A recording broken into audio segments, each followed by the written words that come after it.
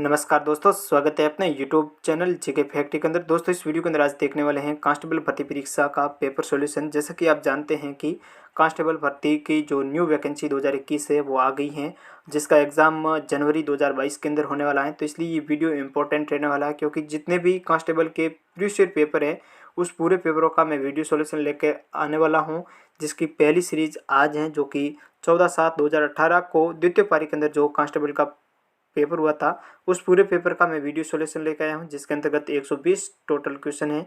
तो वीडियो के अंत तक जरूर बने रहना। अगर आपको वीडियो पसंद आए तो लाइक करना, चैनल पर आप न्यू हैं तो चैनल को सब्सक्राइब करना, साथ ही बेल आइकन को भी प्रेस कर देना ताकि नेक्स्ट वीडियो का नोटिफिकेशन आपको सबसे पहले मिल सके।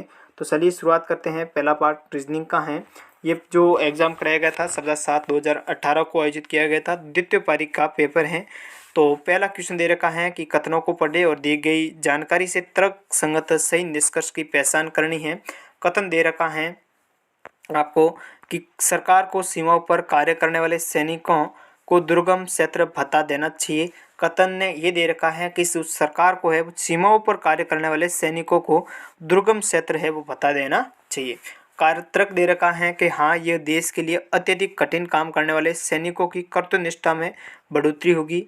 बिल्कुल सही दे रखा है। नहीं, ये सार्वजनिक धन का अपव्यय है, ये कथन गलत हो जाएगा। सार्वजनिक धन का अपव्यय यहाँ पर काम बात की गई, तो ए ऑप्शन है वो करेक्ट हो जाएगा। केवल एक तर्क संगत है, ए ऑप्शन करेक्ट हो जाएगा।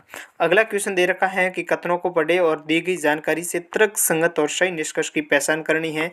कथन दे रखा है कि दुकानदार ने संजय से कहा इसमें से कि 3 दरवाज़ों वाला फ्रिज आपकी ज़रूरतों के हिसाब से सबसे उपयुक्त होगा।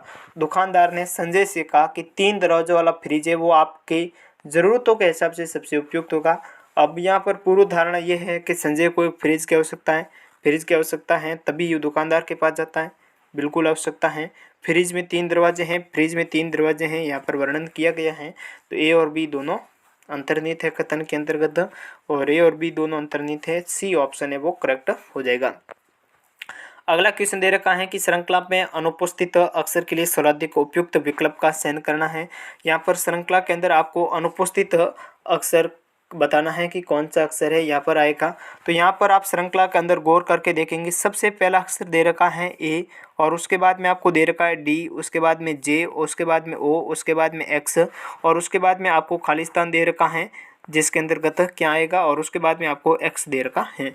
आप देखेंगे ए और डी का मतलब ए 1 पर होता है, डी 4 पर है, जे 10 पर है, ओ 15 पर है, एच 19 पर हो जाएगा, और एक्स है वो 24 पर हो जाएगा। अब यहाँ से देखिए 1 से 4 मतलब +3 हो रहे हैं, फिर 4 से 10 मतलब +6 हो रहे हैं, और 10 से 15 मतलब +5 हो रहे हैं, और 15 से 19 +4 हो रहे हैं। देखो 6 फिर 5 फिर 4 फिर क्या आएगा +3 कर दो आप। 19 के साथ 3 कितने हुए 22, 22 पर कौन आता है, 22 पर वी आ जाएगा। कौन आता है, वी आ जाएगा। फिर इसके साथ कितने हो जाएंगे 6 5 4 3 और 2। अब वी 22 पर 23 और 24 पर कौन है, एक्स है। बिल्कुल सही है, एक्स है। तो यहाँ पर कौन आ जाएगा, वी आ जाएगा। वी किस ऑप्शन के अंतर्गत है, पहले ऑप्शन के अंतर्गत है, तो पहला ऑप्शन है वो करेक्ट हो जाएगा। अगला क्वेश्चन दे रखा है कि श्रृंखला में अनुपस्थित अंकसारिक्य समूह के लिए सर्वाधिक उपयुक्त विकल्प का चयन करना है। तो सबसे पहले अपन अंक को भी देख लेते हैं। यहाँ पर पहला अंक दे रखा है 10, उसके बाद में 13, उसके बाद में 16, उसके बाद में 19 दे रखा है। 10 3 कितने होते हैं 13, 13 3 16, 16 3 19, और 19 और 3 कितने हो गए 22। पहली बात 22 एक ऑप्शन के अंतर्गत है, इसलिए 22 डी हो जाएगा। पहला ऑप्शन है वो करेक्ट हो जाएगा। 5वां क्वेश्चन दे रखा है कि श्रृंखला में अनुपस्थित संख्या के लिए सर्वाधिक उपयुक्त विकल्प का चयन करें।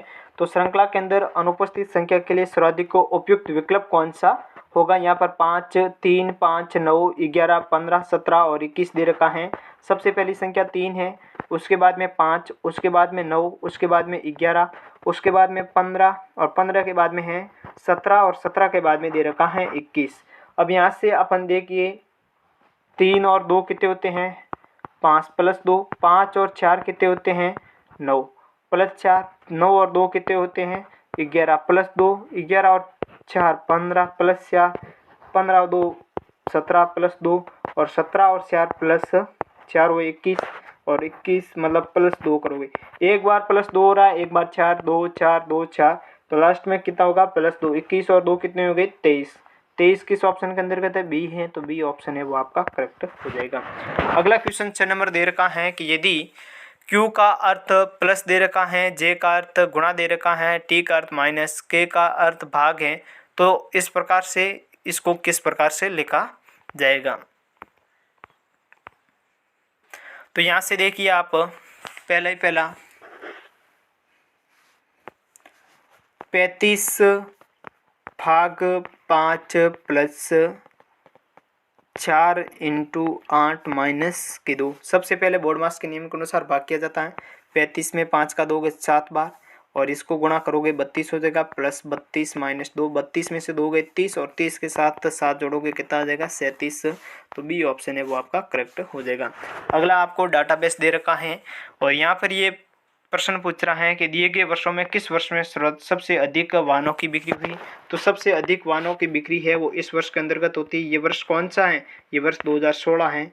2016 ऑप्शन के अंतर्गत है क्या, 2016 बी ऑप्शन है वो करेक्ट हो जाएगा। अगला दे रखा है कि नीचे दिए गया डाटाबेस एबीसी कंपनी को बिना गियर वाली दोपहिया मोटरसाइकिलों की बिक्री संबंधी जानकारी दर्शाता है। तो आपको यहाँ पर बताना है कि पिछले वर्ष की तुलना में किस वर्ष में बिक्री के अंदर कमी आई। पहले वर्ष के अंदर देखो ये था, दूसरे वर्ष के अंदर इसके अंदर इंक्रीज हुआ, बढ़ोतरी हुई, लेकिन तीसरे साल के अंदर कमी आ गई, चौथे के अंदर इंक्रीज हो गई, पांचवा बराबर रह रहा है, छठे साल के अंदर वापस इंक्रीज, सातवें इंक्रीज, आठवें इंक्रीज, केवल एक साल के अंदर कमी आ रही है, वो साल कौन सा है 2017। तो बी ऑप्शन है वो करेक्ट हो जाएगा। अगला दे रखा है कि 10 प्रथम प्राकृत संख्याओं के वर्गों का योग ज्ञात करें।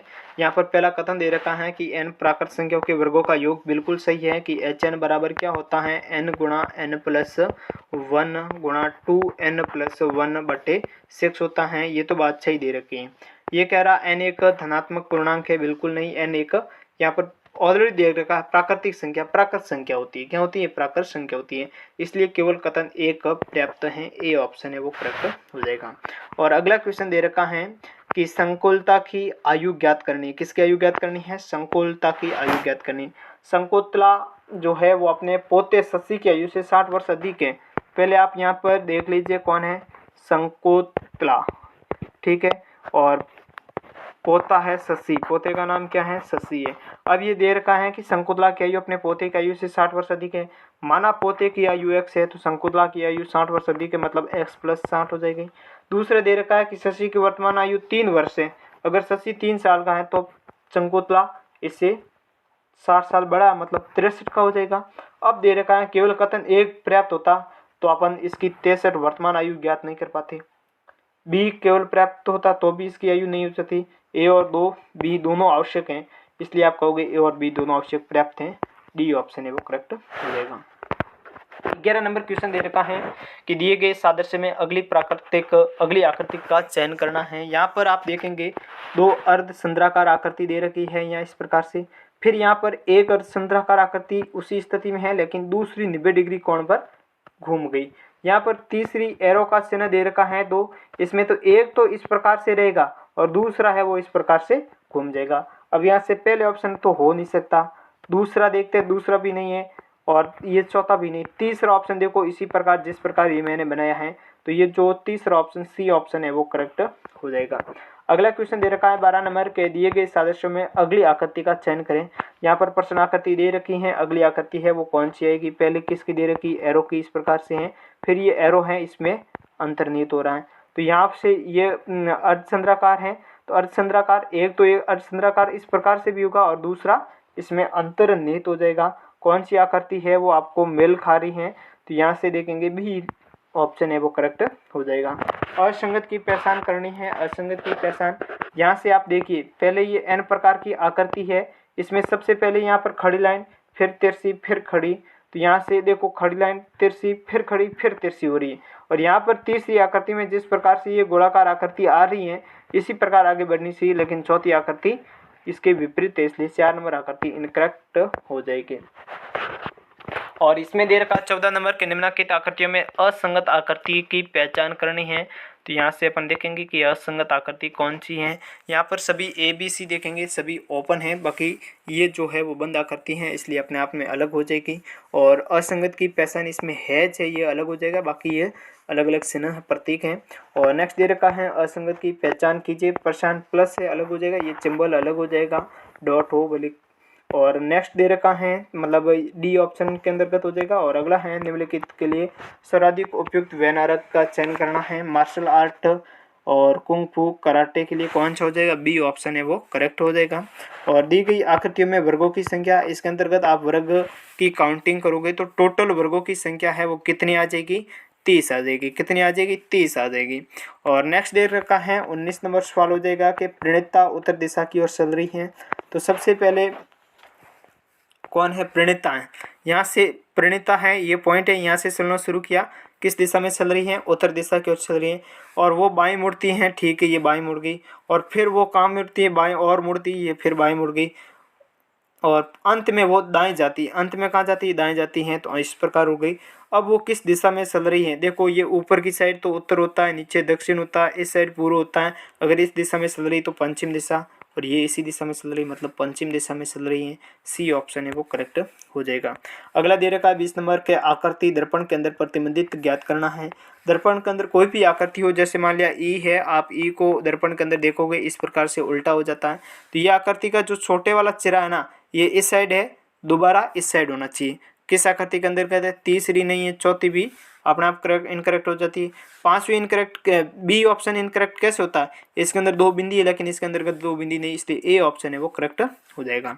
और अगला दे रखा है कि निम्नलिखित में उस व्यक्ति का चयन करें जो अन्य विकल्पों से भिन्न है।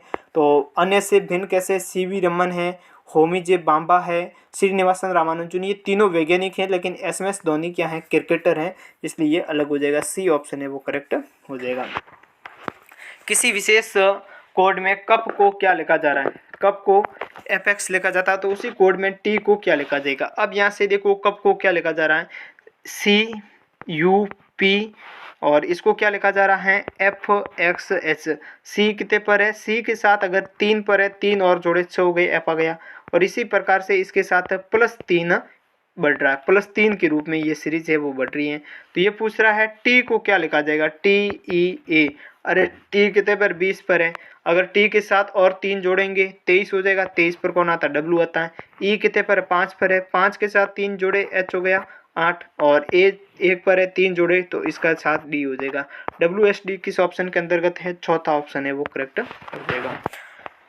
अगला क्वेश्चन दे रखा है कि राधिका की बहन ज्योति है, ठीक है, राधिका और ज्योति आपस में बहनें हैं।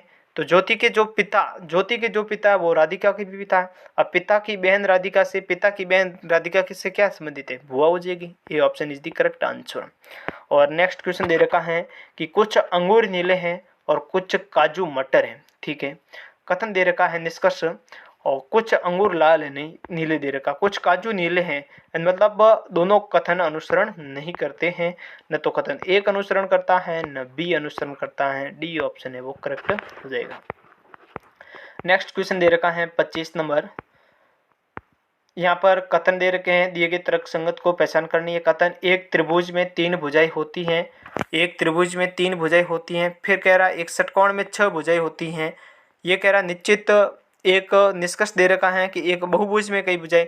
अब यहाँ पर त्रिभुज में 3 भुजाएं, सही का सही दे रखा है। त्रि मतलब 3 होता है, भुजाएं होती हैं। छठ मतलब 6 होता है, 6 भुजाएं होती हैं। तो बहु मतलब अनेक भुजाएं हो जाएगा, बिल्कुल बहुभुज में कई भुजाएं होती हैं, बिल्कुल निश्चित रूप से सही हो जाएगा, बी ऑप्शन है वो करेक्ट हो जाएगा। और अगला दे रखा है कि कथनों को पढ़ना है फिर बताना है। यहाँ पर कथन दे रखा है कि पहाड़ी और कोहरे वाले क्षेत्रों में यातायात संकेतों के लिए अधिक तीव्रता के प्रकाश का उपयोग किया जाना चाहिए। तर्क दे रखा, हाँ कोहरे वाले क्षेत्रों में यातायात दुर्घटनाओं से बचने के लिए उपयुक्त क्षमता के प्रकाश संकेतों का प्रयोग किया जाना चाहिए, बिल्कुल चाहिए। नहीं, इस प्रकार की अधिक तीव्रता वाले प्रकाश में बिजली की तो खपत होगी, लेकिन दुर्घटना की क्या हो जाएगी, संभावना बढ़ जाएगी, इसलिए बी है इतना उपयुक्त नहीं है, केवल एक है वो तर्क कर सकते हैं, इसलिए ए ऑप्शन है वो करेक्ट हो जाएगा। नेक्स्ट क्वेश्चन दे रखा है कि कथनों को पढ़े और दी गई जानकारी तर्क संगत के सही पहचान करनी है। तो यहाँ से जो कथन दे रखा है थोड़ा सा बड़ा कर लेते हैं, जूम कर लेते हैं, अच्छा रहेगा। अब यहाँ से देखिए आप, कि राहुल के व्यस्त कार्यक्रम की वजह से उनसे मिलना है वो कठिन हो गया। ये तो कथन है, ठीक है, कि आजकल राहुल के व्यस्त कार्यक्रम की वजह से है उनसे मिलना कठिन हो गया। राहुल आजकल व्यस्त है, ये तो सही कहा, राहुल आजकल व्यस्त है। राहुल एक राजनेता, ये कथन के अंदर तो नहीं दे रखा कि राहुल राजनेता हैं या फिर और ही कुछ है, तो ये नहीं दे रखा। बी कथन अपर्याप्त हैं, ए केवल अंतर्निहित हैं। ये ऑप्शन है वो करेक्ट हो जाएगा। और नेक्स्ट दे रखा है श्रृंखला में अनुपस्थित अक्षर के लिए सर्वाधिक उपयुक्त विकल्प का चयन करना है। श्रृंखला के अंदर कौन सा जो अनुपस्थित अक्षर है उसके लिए विकल्प का चयन करना है। यहाँ से देखिए ये स्टार लगा हुआ क्वेश्चन है, आप चाहे कितना भी दिमाग खपा दे, ये क्वेश्चन आप रॉन्ग है, इसलिए इसको छोड़ दिया जाता है। और अगला क्वेश्चन हो जाएगा कि श्रृंखला में अनुपस्थित अंशांकीय युग्म के लिए सर्वाधिक उपयुक्त विकल्प का चयन करें। यहाँ से सबसे पहले देखो 6 से 8, 8 से 12, 12 से 18। 6 से 8 मतलब कितने, 2 जुड़े, 8 से 12 मतलब 4 जुड़े, और 12 से 18 मतलब 6 जुड़े। 2 4 से अब की बार कितने जुड़ने चाहिए, 8 जुड़ने चाहिए। 18 और 8 कितने हो गए, 18 और 8 26 हो गए। अब ये पहला और दूसरा ऑप्शन तो इनकरेक्ट हो गया, 26 दोनों के अंदर दिख रहा है। अब यहाँ पर देखिए एफ के बाद में जी, यहाँ पर कोई गैप है ही नहीं, 0 का गैप है, ठीक है। जी के बाद में आई, ए का गैप लिया, आई के बाद एल, 2 का गैप लिया। अब कितने का लेगा, 3 का गैप लेगा, कितने का लेगा, 3 का गैप लेगा, और 3 का गैप लेते ही कितना आ जाएगा, एल के बाद में पी आ जाएगा। तो यहाँ पर डी ऑप्शन है वो करेक्ट हो जाएगा।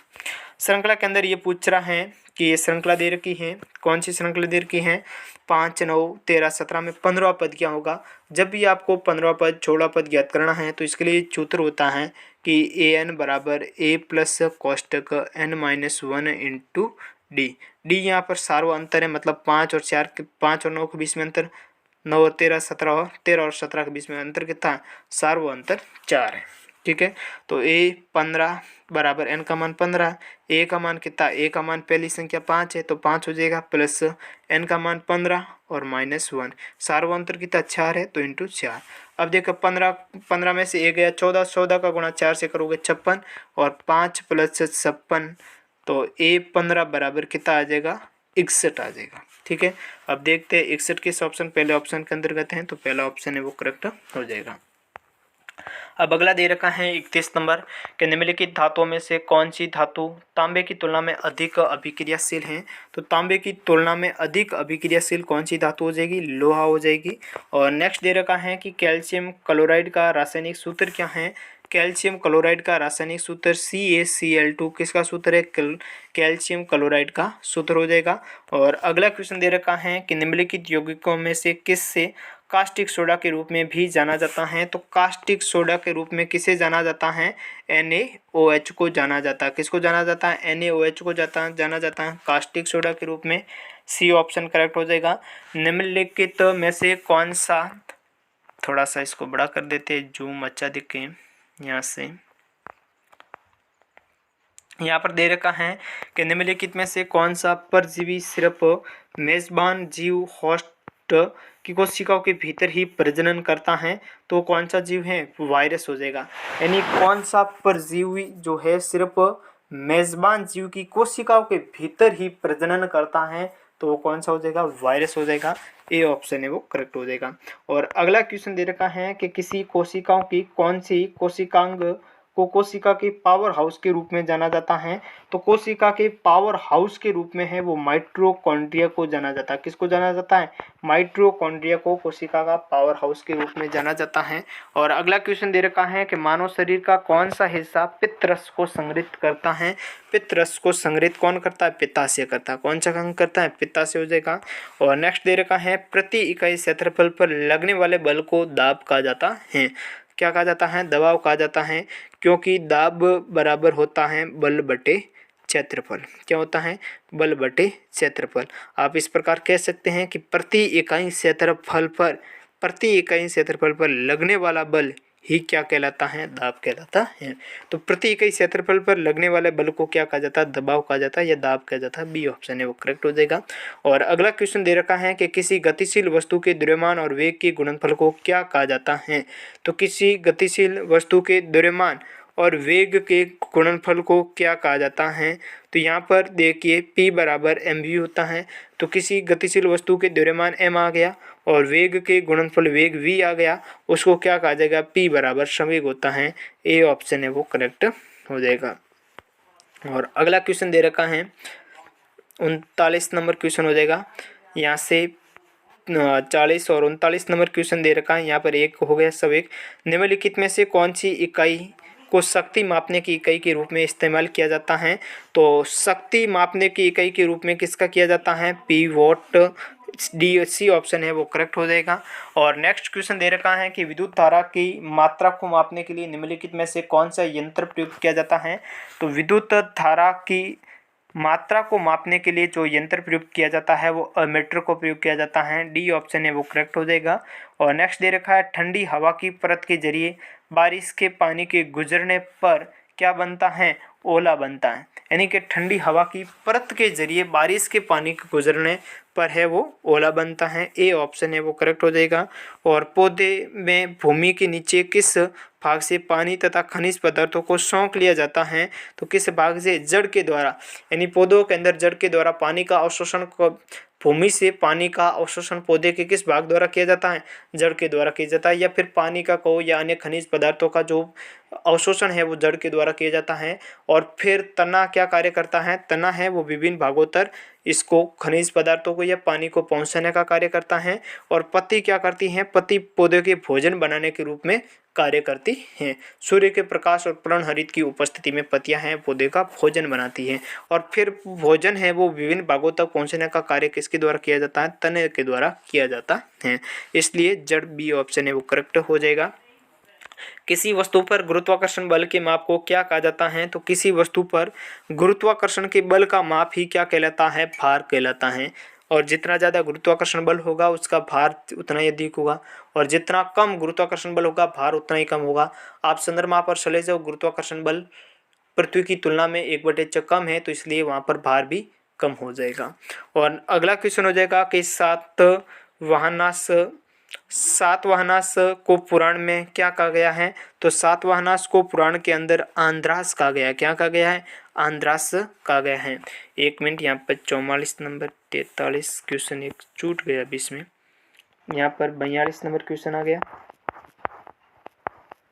40 39। यहाँ पर देखिए आप 39 नंबर, 40 नंबर, 41 के बाद में 42, 43, 44 और उसके बाद में 45, 46 इसी प्रकार से बताया, बिल्कुल चाहिए। यहाँ से अपन बैठे थे सातवाहनास को पुराण में भी कहा गया है। तो सातवाहनास को पुराण के अंदर क्या कहा गया है, आंद्रास कहा गया है। डी ऑप्शन करेक्ट हो जाएगा। अगला क्वेश्चन दे रखा है कि वर्साइलेस संधि पर कब हस्ताक्षर किया गया था। तो वर्साइलेस संधि पर कब हस्ताक्षर किया गया था, 1919 के अंदर हस्ताक्षर किया गया था। वर्साइलेस संधि पर है ये 1919 के अंदर हस्ताक्षर किया गया था। और नेक्स्ट क्वेश्चन दे रखा है कि भारत की किस नदी में डुबकी लगाने पर आत्मा की शुद्धि होने का विश्वास किया जाता है। तो आत्मा के शुद्धि होने का विश्वास है ये गंगा के अंदर किया जाता है। किसके अंतर्गत किया जाता है, गंगा के अंदर किया जाता है। इसलिए डी ऑप्शन है वो करेक्ट हो जाएगा। और अगला क्वेश्चन दे रखा है कि निम्नलिखित में से किस विकल्प में सतह क्षेत्र की दृष्टि से सामान्यतः सबसे बड़ा समुद्र माना जाता है। सतह क्षेत्र की दृष्टि से सबसे बड़ा समुद्र कौन सा माना जाता है, पैसिफिक माना जाता है। यानी पैसिफिक को सतह क्षेत्र की दृष्टि से सामान्यतः सबसे बड़ा समुद्र माना जाता है।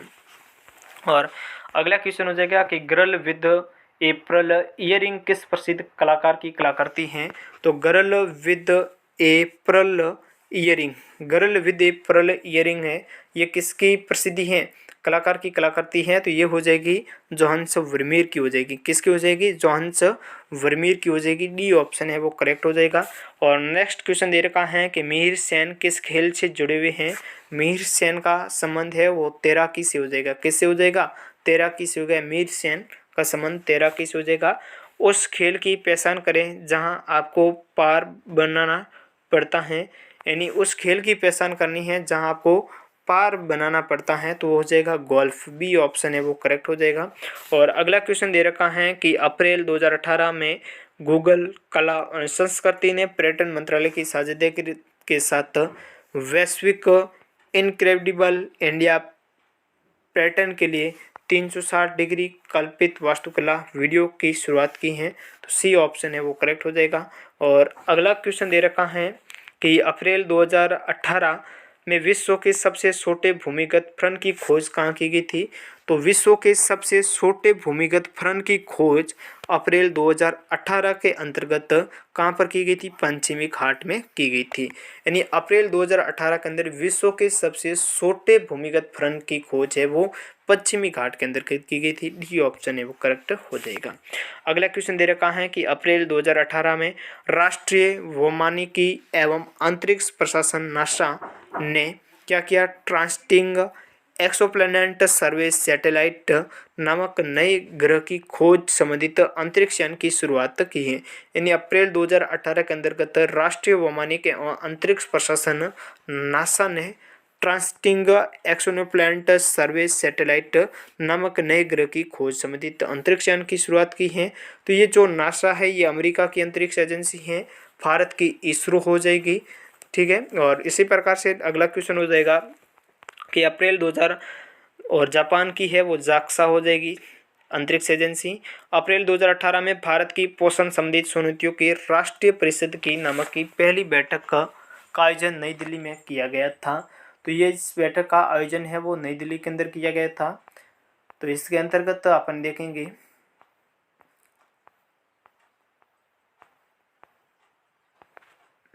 कौन से अभियान के तहत नई दिल्ली के अंदर? तो राष्ट्रीय पोषण का अभियान के तहत किया गया था। किस अभियान हो जाएगा? राष्ट्रीय पोषण अभियान, बी ऑप्शन। अप्रैल 2018 में भारत और किस अन्य देश ने पारस्परिक सहमति प्रक्रिया एमपी प्रणाली के तहत नोकिया के साथ कर विवाद पर वो समझौता किया है? वो फिनलैंड हो जाएगा। कौन सा देश हो जाएगा? फिनलैंड हो जाएगा। यानी अप्रैल 2018 में भारत और फिनलैंड ने पारस्परिक सहमति प्रक्रिया प्रणाली के तहत नोकिया के साथ कर विवाद पर समझौता कर लिया। कौन सा देश के साथ है? फिनलैंड के साथ हो जाएगा। और अगला क्वेश्चन दे रखा है कि अप्रैल 2018 में वैज्ञानिकों ने गोवा के मैदान पश्चिमी घाट की पर्वतीय पहाड़ी मैदानों में मेंढक की फैचरवरिया गोमच्ची नामक एक नई जाति की पहचान की है। तो कहाँ से की है? गोवा से की है। और अगला क्वेश्चन हो जाएगा कि मौसम के परिवर्तन पर वैश्विक रूप से चर्चा करने हेतु 24 मार्च 2018 को विश्व भर में अर्थ आवर का 12वां प्रकाशन का प्लान किया गया था। यानी कि मौसम के परिवर्तन पर वैश्विक रूप से चर्चा करने के लिए 24 मार्च 2018 को विश्व भर में अर्थ आवर का 12वां प्रकाशन का पालन किया गया था। और अगला क्वेश्चन हो जाएगा कि मार्च 2018 में सर्वप्रथम अंतर्राष्ट्रीय मुद्रण बाइनेल ग्राफिक मुद्रण की एक अंतर्राष्ट्रीय प्रदर्शनी आयोजित की गई थी। यह अंतर्राष्ट्रीय प्रदर्शनी है ये नई दिल्ली के अंदर आयोजित की गई थी। यानी कि मार्च 2018 में सर्वप्रथम अंतर्राष्ट्रीय मुद्रण बाइनेल ग्राफिक मुद्रण की एक अंतर्राष्ट्रीय प्रदर्शनी नई दिल्ली में आयोजित की गई थी। बी ऑप्शन है वो करेक्ट हो जाएगा। और नेक्स्ट क्वेश्चन दे रखा है कि वर्ष 2017 में कौन सी महिला हॉकी टीम एशियाई कप हॉकी टाइटल की विजेता थी? तो 2017 के अंतर्गत है। तो ये भारत की जो महिला हॉकी टीम है एशिया कप हॉकी की टाइटल विजेता थी। सी ऑप्शन है वो करेक्ट हो जाएगा। और अगला क्वेश्चन दे रखा है कि वर्ष 2018 के ऑस्ट्रेलियन ओपन में जीत हासिल करते हुए किसने टेनिस पुरुष एकल टाइटल का खिताब अपने नाम पर जारी रखा है? तो किसने रखा है? रोजर फेडरर हो जाएगा। कौन हो जाएगा? Roger Federer. यानी 2018 के जो ऑस्ट्रेलियन ओपन में जीत हासिल करते हुए किसने के टेनिस पुरुष एकल का टाइटल का खिताब अपने नाम पर जारी रखा है? रोजर फेडरर हो जाएगा। डी ऑप्शन है वो करेक्ट हो जाएगा। अगला क्वेश्चन दे रखा है कि प्राचीन राजस्थान में मालवों की शक्ति का केंद्र किसके आसपास केंद्रित था? तो प्राचीन राजस्थान के अंतर्गत मालवों की शक्ति का जो केंद्र है वो किसके आसपास केंद्रित था? किसकी? मालवों की शक्ति का केंद्र। तो मालवों की शक्ति का केंद्र है किसके आसपास केंद्रित था? जयपुर के आसपास। किसके आसपास? मालवों की प्राचीन राजस्थान के अंदर जो मालवों की शक्ति का केंद्र है वो जयपुर के आसपास केंद्रित था। और अगला क्वेश्चन हो जाएगा 62 नंबर कि प्राचीन राजस्थान में जांगल प्रदेश का कौन सा भाग था? तो जांगल की बात करें तो जांगल है वो बीकानेर के नाम से जाना जाता। कौन सा हो जाएगा? बीकानेर हो जाएगा। ए ऑप्शन करेक्ट हो जाएगा। और राजस्थान में किस भाग में योधे नामक गणतंत्रीय कबीले का शासन रहा? तो राजस्थान के किस भाग में योधे नामक गणतंत्रीय कबीले का शासन रहा? तो योधे नामक गणतंत्रीय कबीले का शासन है वो उत्तरी भाग के अंतर्गत रहा। कहाँ पर रहा? उत्तरी भाग। योधे नामक गणतंत्रीय कबीले का शासन तो योधे नामक गणतंत्रीय कबीले का शासन है उत्तरी भाग के अंतर्गत रहा। डी ऑप्शन है वो करेक्ट हो जाएगा। और सोमदेव नामक कवि किस राजा के दरबारी कवि थे? तो सोमदेव नामक कवि है वो विग्रहराज चतुर्थ के दरबारी कवि थे। सोमदेव नामक कवि किस राजा के दरबारी कवि थे? तो सोमदेव नामक जो कवि है वो विग्रहराज चतुर्थ के दरबारी कवि थे। और अगला क्वेश्चन हो जाएगा कि 8वीं से 12वीं सदी के समाज में राजस्थान में प्रचलित अधिकारी अक्षपटलिक का संबंध किससे था? तो अक्षपटलिक का संबंध है राज्य में आय व्यय का ब्यौरा रखने वाले अधिकारी का हो जाएगा। यानी 8वीं से 12वीं सदी के समाज में जो राजस्थान के अंदर प्रचलित अधिकारी है अक्षपटलिक का संबंध है वो किससे था? तो अक्षपटलिक का संबंध है कि राज्य में आय व्यय का ब्यौरा और रखने वाला जो अधिकारी था उससे संबंधित हो जाएगा। किसका? अक्षपटलिक। बी ऑप्शन है वो करेक्ट हो जाएगा। और अगला क्वेश्चन दे रखा है कि अपराजित के शिलालेखों के रचयिता निम्नलिखित में से कौन है? तो अपराजित के शिलालेखों के रचयिता है वो दामोदर हो जाएंगे। कौन हो जाएंगे? दामोदर हो जाएंगे। अपराजित के शिलालेखों के रचयिता, तो अपराजित शिलालेखों के रचयिता दामोदर हो जाएंगे। और यहाँ पर अपराजित की प्रस्तुति में दामोदर नामक लेखक का उल्लेख मिलता है। और अगला 67 हो जाएगा कि आबू के अभिलेख के लेखक कौन है? तो आबू के अभिलेख के लेखक कौन है? शुभ चंद्र हो जाएगा। कौन हो जाएगा? शुभ चंद्र है वो आबू के अभिलेख के लेखक है। कौन है? शुभ चंद्र हो जाएगा। और आबू के शिलालेख से लेखक का नाम शुभ चंद्र तथा शिल्पी और सूत्रधार का नाम क्या मिलता है? करम सिंह मिलता है। और राय सिंह की प्रस्तुति का संबंध निम्नलिखित में से किससे है? तो राय सिंह की प्रस्तुति का संबंध है वो बीकानेर के शासकों से हो जाएगा। किससे हो जाएगा? बीकानेर के शासकों से। कि राय सिंह की प्रस्तुति का संबंध किससे है? तो राय सिंह की प्रस्तुति का संबंध है बीकानेर के शासकों से हो जाएगा। और अगला क्वेश्चन दे रखा है कि कदमवास या फिर कैमवास किस राजा के समय उसके मुख्यमंत्री थे? कदमवास या कैमवास किस राजा के समय उनके मुख्यमंत्री थे? कदमवास या कैमवास। तो कदमवास या कैमवास की बात करें किस राजा के समय मुख्यमंत्री थे? कौन? कदमवास या कैमवास। तो कदमवास या कैमवास किस राजा के समय मुख्यमंत्री थे? पृथ्वीराज तृतीय के समय ये मुख्यमंत्री थे। कौन? कदमवास और कैमवास है ये पृथ्वीराज तृतीय के समय मुख्यमंत्री थे। और अगला क्वेश्चन हो जाएगा निम्नलिखित में से कौन शासक अभिनव भट्टाचार्य के नाम से प्रसिद्ध थे? तो अभिनव भट्टाचार्य के नाम से प्रसिद्ध कौन थे? अभिनव भट्टाचार्य के नाम से प्रसिद्ध है वो राणा कुंभा थे। कौन थे? महाराणा कुंभा हो जाएगा। ए ऑप्शन है वो करेक्ट हो जाएगा। अभिनव भट्टाचार्य, राणा कुंभा। कोंबलगढ़ दुर्ग के प्रमुख शिल्पी कौन थे? तो कोंबलगढ़ दुर्ग के प्रमुख शिल्पी मंडन थे। कौन थे? मंडन। कुंभलगढ़ दुर्ग के प्रमुख शिल्पी मंडन थे। बी ऑप्शन है वो करेक्ट हो जाएगा। और अगला क्वेश्चन दे रखा है निम्नलिखित में से कौन बिजोलिया किसान आंदोलन से संबंधित द्वितीय जांच आयोग के सदस्य नहीं थे? तो बिजोलिया किसान आंदोलन से संबंधित द्वितीय जांच आयोग के सदस्य कौन नहीं थे? रमाकांत मालवीय थे, ठाकुर राज सिंह थे, मेहता तख्त सिंह थे, लेकिन बिंदुलाल भट्टाचार्य ये नहीं थे। डी ऑप्शन है वो करेक्ट हो जाएगा। और अगला दे रखा है कि किसान पंचायतों को मजबूत बनाने की दृष्टि से किस वर्ष पूर्वी मेवाड़ परिषद की स्थापना की गई थी? यानी पूर्वी जो मेवाड़ परिषद की स्थापना है वो क्यों की गई थी? क्योंकि किसान पंचायतों को मजबूत बनाने के लिए। किसको? किसान पंचायतों को मजबूत बनाने के लिए पूर्वी मेवाड़ परिषद की स्थापना की गई थी। और पूर्वी मेवाड़ परिषद की स्थापना है ये 1922 के अंतर्गत की गई थी। कब की गई थी? 1922 के अंतर्गत। सी ऑप्शन है वो करेक्ट हो जाएगा कि 2 फरवरी 1922 को पारसौली के रावल और ठिकाने की किसानों के बीच समझौता हुआ। मेवाड़ राज्य में किसानों के साथ होने वाला ये पहला समझौता था। किसान पंचायतों को मजबूत बनाने के लिए 25 फरवरी 1922 को पूर्वी मेवाड़ परिषद की स्थापना की गई, जिसमें बिजोलिया, बेंगू और पूर्वी मेवाड़ के गांव शामिल थे। और अगला क्वेश्चन हो जाएगा 74 नंबर कि नानक भील व देवलाल गुंजर का संबंध निम्नलिखित में से किससे था? तो नानक भील और देवलाल गुंजर, नानक भील का संबंध है बूंदी किसान आंदोलन से हो जाएगा और देवलाल गुंजर का भी बूंदी किसान आंदोलन से संबंध है। तो नानक भील और देवलाल गुंजर का संबंध है बूंदी किसान आंदोलन से। किससे है? बूंदी किसान आंदोलन से। बी ऑप्शन करेक्ट हो जाएगा। बीकानेर प्रजामंडल के प्रथम अध्यक्ष कौन थे? तो बीकानेर प्रजामंडल के प्रथम अध्यक्ष है ये मग्गाराम वैद्य थे। कौन थे? मग्गाराम वैद्य थे। बीकानेर प्रजामंडल के प्रथम अध्यक्ष मग्गाराम वैद्य थे।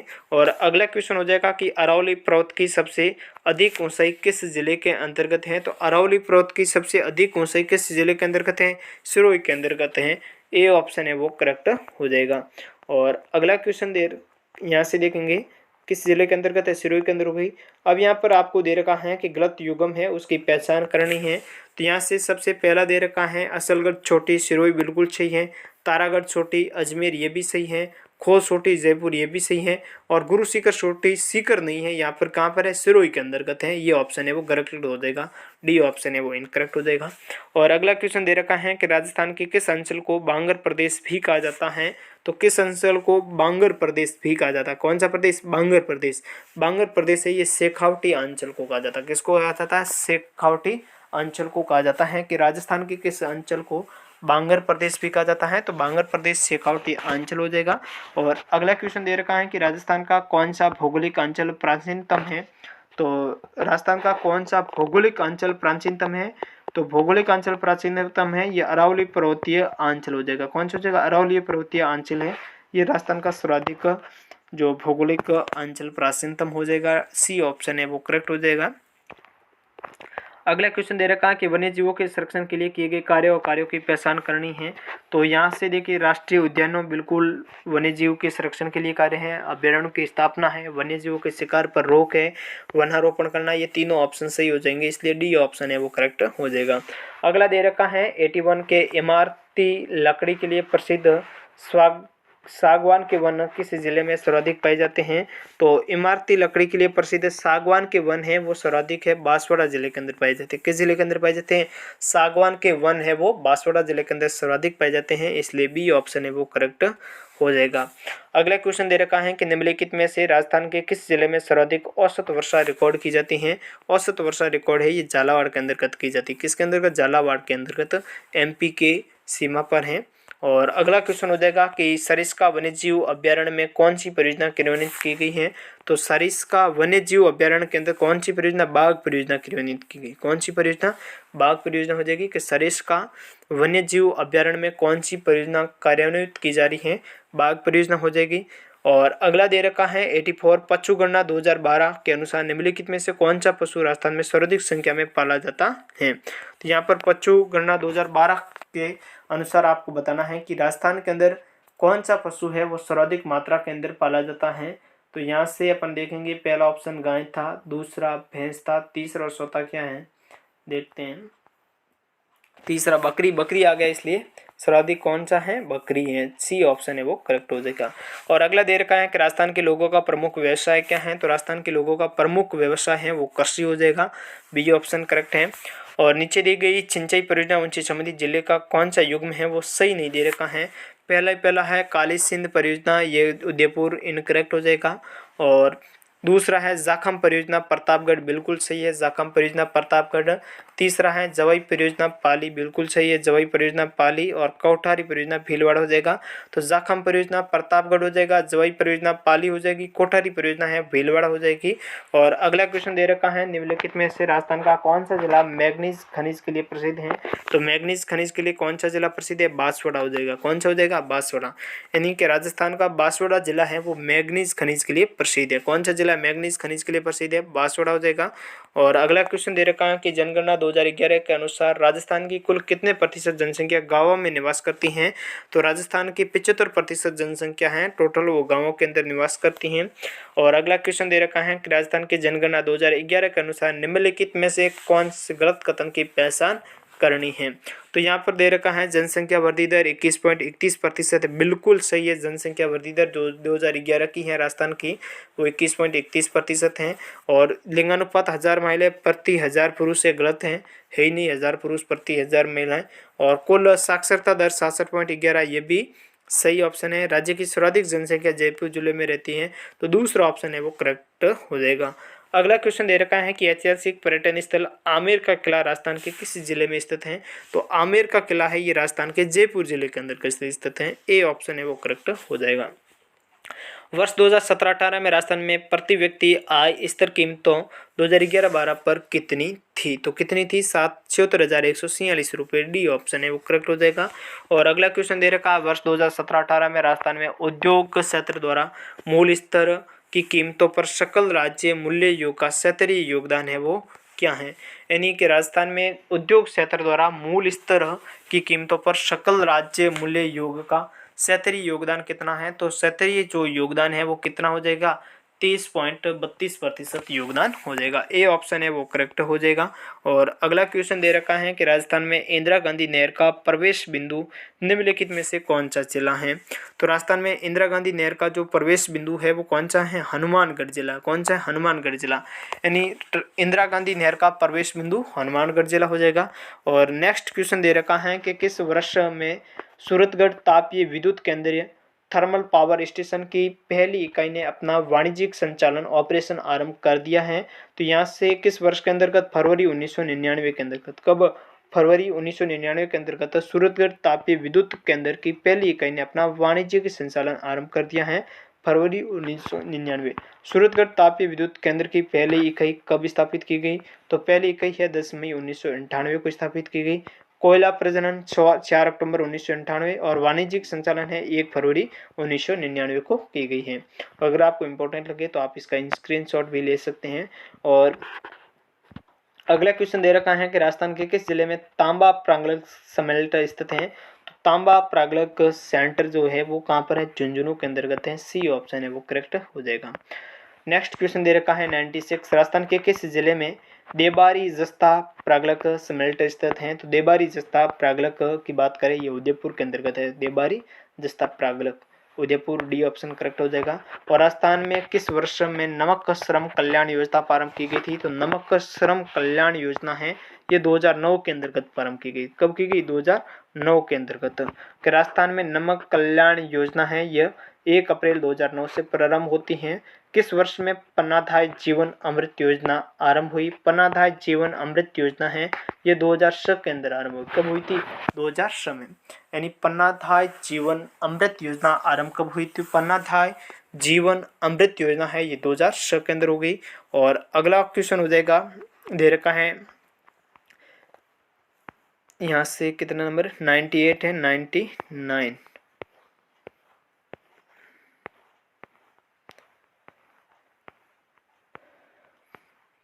99 निम्नलिखित में से कौन सा पद राजस्थान के राज्यपाल द्वारा सुशोभित नहीं होता है? राजस्थान राज्य के संवैधानिक प्रमुख है। बिल्कुल राजस्थान का राज्य के संवैधानिक प्रमुख होता है राज्यपाल। राज्य विश्वविद्यालयों के कुलाधिपति बिल्कुल राज्यपाल होता है। अध्यक्ष रेड क्रॉस सोसाइटी राजस्थान बिल्कुल ये भी राज्यपाल होता है। अध्यक्ष अरावली प्रबंधन बोर्ड ये राज्यपाल के पास नहीं है। डी ऑप्शन है वो करेक्ट हो जाएगा। अगला दे रखा निम्नलिखित में से कौन सा विकल्प राजस्थान के मुख्यमंत्रियों के कार्यकाल का सही क्रम दे रखा है? तो मुख्यमंत्री के कार्यकाल का जो सही क्रम दे रखा है, हरिदेव जोशी, ठीक है, भैरव सिंह शेखावत, जगन्नाथ पाड़िया, शिवशरण माथुर। ए ऑप्शन है वो करेक्ट हो जाएगा। और नेक्स्ट क्वेश्चन दे रखा है कि राजस्थान राज्य विधानसभा का चुनाव पहली बार कब हुआ था? तो राजस्थान राज्य विधानसभा का चुनाव पहली बार आम चुनाव 1952 के अंतर्गत होता है। बी ऑप्शन है वो करेक्ट हो जाएगा। और अगला क्वेश्चन दे रखा है कि राजस्थान उच्च न्यायालय की मुख्य पीठ कहाँ पर है? तो मुख्य पीठ है वो जोधपुर के अंतर्गत है। मुख्य पीठ जोधपुर के अंदर है। बेंच कहाँ पर? जयपुर के अंतर्गत है। ठीक है, प्रमुख पीठ जोधपुर के अंतर्गत है। राजस्थान राज्य मानवाधिकार आयोग ने कब से कार्य करना प्रारंभ किया? तो राजस्थान राज्य मानवाधिकार आयोग ने है वो मार्च 2000 से कार्य करना प्रारंभ किया। कि राजस्थान राज्य मानवाधिकार आयोग ने कब से कार्य करना प्रारंभ किया? तो राजस्थान राज्य मानवाधिकार आयोग ने है वो मार्च 2000 से कार्य करना प्रारंभ किया। और अगला क्वेश्चन हो जाएगा कि राजस्थान में लोकायुक्त संस्थान का गठन किस अधिनियम के अंतर्गत किया गया है? तो राजस्थान में लोकायुक्त संस्थान का गठन है ये राजस्थान लोकायुक्त और उप लोकायुक्त अधिनियम 1973 के तहत किया गया है। बी ऑप्शन करेक्ट हो जाएगा। और अगला दे रखा है कि राजस्थान में राज्य चुनाव आयोग का गठन किस वर्ष हुआ? तो राजस्थान के अंदर राज्य चुनाव आयोग का गठन है वो किस वर्ष होता है? तो 1994 के अंतर्गत हो जाएगा। राजस्थान में राज्य चुनाव आयोग का गठन कब हुआ? तो 1994 के अंदर हुआ राजस्थान राज्य चुनाव आयोग का गठन। और अगला क्वेश्चन दे रखा है 104 नंबर, मंदिर और इस निम्नलिखित जोड़ों के लिए सही ढंग से मेल खाता है। तो पहला दे रखा है सास बहू का मंदिर टोंक, ये गलत हो जाएगा। कपिल मुनि का मंदिर कोलायत बीकानेर, बिल्कुल सही है, कपिल मुनि का मंदिर कोलायत हो जाएगा।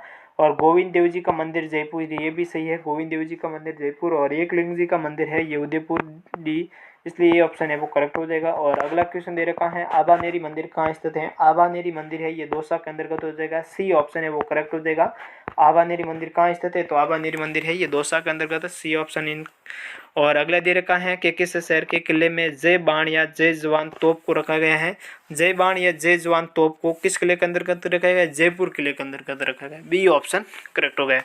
जय बाण या जयवान तोप को जयपुर किले के अंतर्गत रखा गया। और अगला क्वेश्चन दे रखा है निम्नलिखित में से कौन सा किला पहले बोरसवाड़ा के नाम से भी जाना जाता था, तो बोरसवाड़ा के नाम से है टोडगढ़ दुर्ग, अजमेर हो जाएगा। कौन सी जगह, टोडगढ़ दुर्ग को पहले बोरसवाड़ा के नाम से भी जाना जाता था। और इंडियन मोनालिसा के नाम से जाना जाने वाला चित्र राजस्थान की किस चित्र शैली से संबंधित है, तो इंडियन मोनालिसा के नाम से जाना जाने वाला चित्र राजस्थान की किशनगढ़ शैली से संबंधित है, किस शैली से संबंधित है, किशनगढ़ शैली से, सी ऑप्शन है वो करेक्ट हो जाएगा। और टेराकोटा मूर्तियां निम्नलिखित में से किस से बनाई जाती हैं, टेराकोटा मूर्तियां हैं ये सिरेमिक जैसी मिट्टी से बनाई जाती है, किससे बनाई जाती हैं, सिरेमिक जैसी मिट्टी से टेराकोटा मूर्तियां बनाई जाती हैं, ये ऑप्शन है वो करेक्ट हो जाएगा। और अगला क्वेश्चन दे रखा है राजस्थान के आभूषणों से संबंधित निम्नलिखित में से कौन सा कथन है वो गलत है, तो राजस्थान के आभूषणों से संबंधित बंगड़ी चूड़ी को कलाई में पहना जाता है, बिल्कुल सही है। और सुरलियों को कानों में पहना जाता है, ये भी सही है। और पोलस को पैरों में पहना जाता है, ये भी सही है। लेकिन फिनी को टकने में पहना जाता है, यह गलत हो जाता है, फिनी को टकने में नहीं, नाक के अंदर पहना जाता है, इसलिए सी ऑप्शन है वो करेक्ट हो जाएगा। निम्नलिखित कथनों पर विचार करें, दिए गए कथन के आधार पर प्रश्न का उत्तर देना है। यहाँ पर दे रखा है निर्जला एकादशी ज्येष्ठ शुक्ल एकादशी को मनाई जाती है, निर्जला एकादशी है ये ज्येष्ठ शुक्ल एकादशी को मनाई जाती है, गुरु पूर्णिमा है आषाढ़ पूर्णिमा को मनाई जाती है, और बड़ी तीज है भाद्रपद कृष्ण तृतीया को मनाई जाती हैं। और अगला क्वेश्चन हो जाएगा, एक ऑप्शन और है यहाँ से आपके त्योहारों से संबंधित उपयुक्त कथनों में से कौन सा कथन आपको सही दे रखा है, तो तीनों के तीन सही हो जाएंगे। और अगला दे रखा है कि मेले और जिले के निम्नलिखित जोड़ों में कौन सा जोड़ा सही ढंग से है वो मेल नहीं खाता है, करणी माता मेला बीकानेर जिला हो जाएगा, बिल्कुल सही है। रामदेवरा मेला जैसलमेर जिला, बिल्कुल सही है। बेनेश्वर मेला बांसवाड़ा जिला, ये गलत हो जाएगा, बेनेश्वर मेला डूंगरपुर होना चाहिए। और केला देवी मेला करौली जिला, ये भी सही है, इसलिए सी ऑप्शन है वो करेक्ट हो जाएगा। और अगला दे रखा है 115 नंबर, तिलवाड़ा बाड़मेर राजस्थान के निम्नलिखित में से किस लोक देवता से जुड़ा हुआ है, तो तिलवाड़ा बाड़मेर है ये किस लोक देवता से जुड़ा हुआ है, मलिनाथ जी से हो जाएगा, बी ऑप्शन है वो करेक्ट हो जाएगा। अगला क्वेश्चन दे रखा है निम्नलिखित में से कौन सी कविता सुनने के बाद शाही नरेश मतलब रॉयल किंग ब्रिटिश वॉरियर्स से मिलने के लिए दिल्ली नहीं गए थे, तो ये हो जाएगा सेताऊ निर्यास सुंगटिया, सी ऑप्शन है वो करेक्ट हो जाएगा। अगला दे रखा है मिलान करनी है यहाँ से कि निम्नलिखित चूसी को साथ मिलान करें, दिए गए कोड का सही उत्तर चुनना है। गजनेर महल हो जाएगा बीकानेर, कहाँ से हो जाएगा, गजनेर महल बीकानेर, किराड़ो मंदिर बाड़मेर, जग मंदिर उदयपुर, ठीक है। गजनेर महल बीकानेर, गजनेर बीकानेर है, किराड़ू बाड़मेर है, और जग मंदिर उदयपुर हो जाएगा। यानी पहले का 3, दूसरे का 1, 3, 1, 2 किस ऑप्शन के अंतर्गत है, 3, 1, 2, डी ऑप्शन है वो करेक्ट हो जाएगा। अगला क्वेश्चन दे रखा है निम्नलिखित में से किस राजस्थानी परंपरा में विवाह से पहले दुल्हन और दुल्हन को धागे से बांधा जाता है और विवाह के बाद है ये धागा है वो हटा दिया जाता है, तो ये कौन सा होता है, कंगन डोरदा, क्या होता है, कंगन डोरदा, डी ऑप्शन करेक्ट हो जाएगा। और अगला क्वेश्चन दे रखा है कि राजस्थान की पहली किन्नर ट्रांसजेंडर पुलिस कांस्टेबल गंगा कुमारी किस जिले से संबंधित हैं, तो राजस्थान की पहली किन्नर ट्रांसजेंडर पुलिस कांस्टेबल गंगा कुमारी है यह जालोर जिले से संबंधित, किस जिले से संबंधित है, जालोर जिले से हो जाएगी। और अगला क्वेश्चन दे रखा है यहाँ से एक क्वेश्चन था कि कथनों पर विचार करना था कि निर्जला एकादशी ज्येष्ठ शुक्ल एकादशी को मनाई जाती है, ये बिल्कुल सही है। गुरु पूर्णिमा आषाढ़ पूर्णिमा को मनाई जाती है, ये भी सही है। बड़ी तीज भाद्रपद कृष्ण तृतीया को मनाई जाती है, ये भी सही, तीनों कथन इनके सही थे। और अगला लास्ट क्वेश्चन दे रखा है कि भाला फेंक में किस 2 बार के अंगघाती पैरा ओलंपिक स्वर्ण में पदक विजेता को खेल रत्न पुरस्कार प्रदान किया गया है, तो ये दिया गया है देवेंद्र झांझरिया को, ए ऑप्शन करेक्ट हो जाएगा। तो इस वीडियो के अंदर इतना ही। अगर आपको वीडियो पसंद आया तो लाइक करना, चैनल पर आप न्यू हैं तो चैनल को सब्सक्राइब करना, साथ ही बेल आइकन को भी प्रेस कर देना ताकि नेक्स्ट वीडियो का नोटिफिकेशन सबसे पहले मिल सके।